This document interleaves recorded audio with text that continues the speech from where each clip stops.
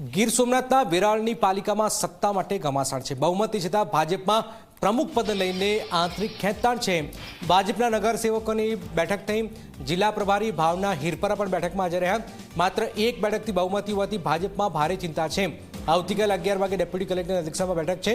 ભાજપના 24 નગરસેવકોને સુરક્ષિત સ્થળે ખસેડવાની કવાયત છે। ભાજપના ચોક્કસ નગરસેવકો કોંગ્રેસના સંપર્કમાં હોવાની પણ ચર્ચાઓ હાલમાં ચાલી રહી છે। અહીંયા વેરાળ પાલિકામાં સત્તા માટે ઘમાસાણ છે। ભાજપમાં પ્રમુખ પદને લઈને આંતરિક ખેંચતાણ છે। શું કોંગ્રેસ એનો ફાયદો ઉઠાવી શકે છે? આ સવાલ થઈ રહ્યો છે।